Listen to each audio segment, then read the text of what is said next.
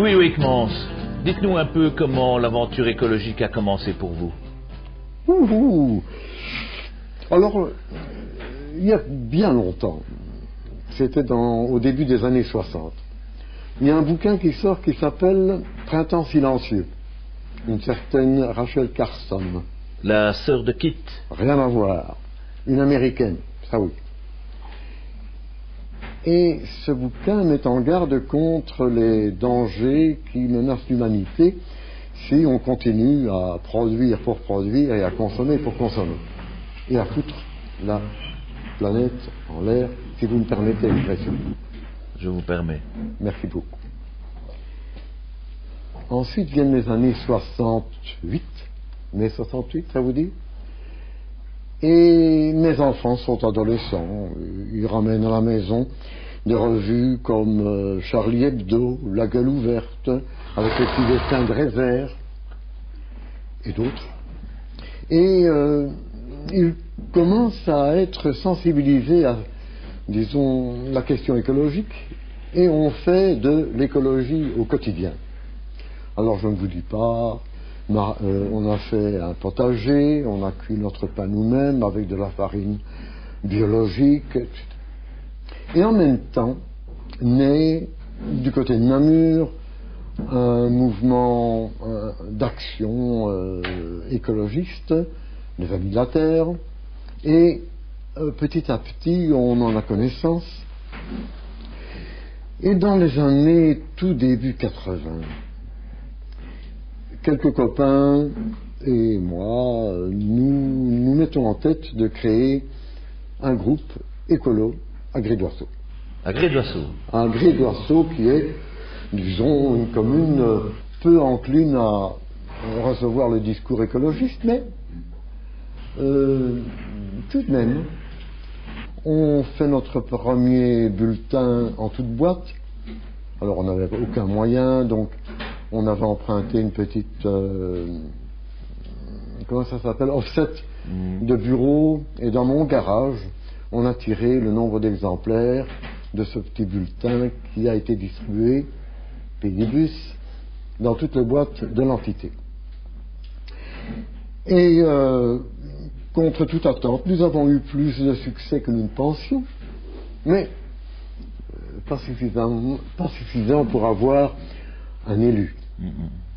Mais on avait fait son trou. Et aux élections suivantes, on a une première conseillère communale qui est Françoise Darmstaedter et qui est notre seule représentante au conseil communal. Nous la connaissons. Et est-ce que vous vous souvenez de quelle façon Écolo a été reçu par les autres partis au départ? À vrai dire, si je me souviens bien, permettez-moi l'expression, je vous permets. On se foutait un peu de notre gueule, en disant que nous étions des doux rêveurs. Il faut dire que nous avions une image un peu bohème. Beaucoup d'entre nous pratiquaient, disons, un mode de vie relativement cool. Donc, ça pouvait choquer le bourgeois, disons, ordinaire. Et puis, les mentalités n'étaient pas encore mûres pour prendre en compte le fait écologiste.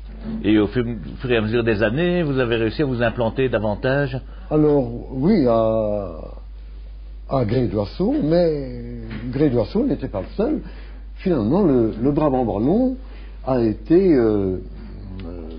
perçu l'écologie politique.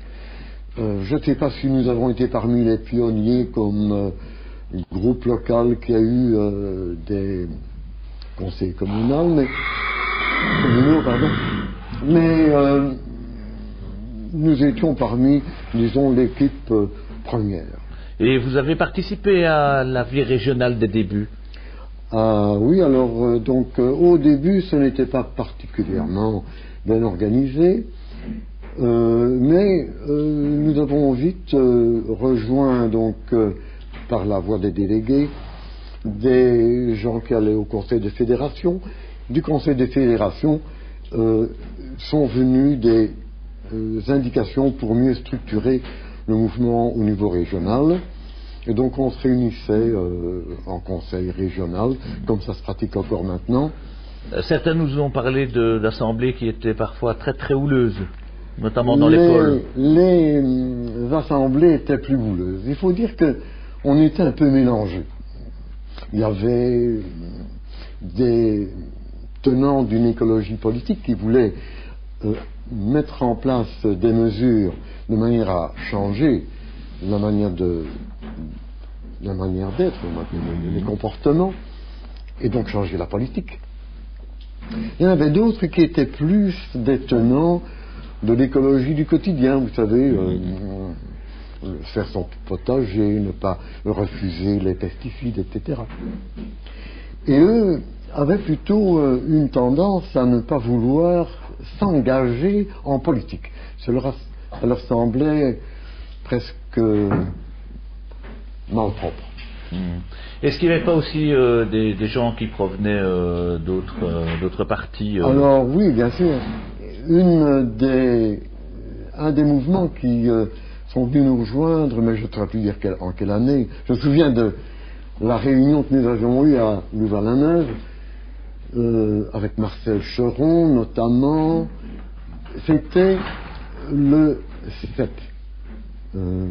Solidarité et participation. Et ils sont venus nous joindre assez vite. Je pense que ça devait être en 82-83. Et ça nous a donné en effet une perspective plus politique sur l'écologie. Louis Wakeman, est-ce que vous auriez une anecdote savoureuse à nous raconter à propos des campagnes électorales? Quelqu'un nous a dit que vous n'étiez pas très très administratif. Oui, c'est vrai. Et donc, je vous disais, on faisait tout soi-même, et notamment déposer la liste électorale qui devait être je crois que c'était à Nivelles, au ministère de la Justice, enfin non, à la Cour de justice. Oui. Et on n'avait pas très bien compris les règlements, et il se trouve qu'on n'était pas prêt. Et donc, je ne sais plus qui a dû courir comme un dératé pour rattraper les mailles que j'avais laissées tomber. Voilà, je n'avais pas, et je n'ai toujours pas, la fibre secrétaire. Parlant de choses qui pourraient vous revenir, Louis Wakeman, est-ce que vous pourriez nous dire où se trouve Lord Jeff Green? Mais je ne connais pas ce mec, je vous assure. Vous êtes sûr de chez sûr? Tout ce que je sais, moi, je n'ai jamais connu qu'un monsieur vert. Vert de rage. C'est lui. Nous verrons.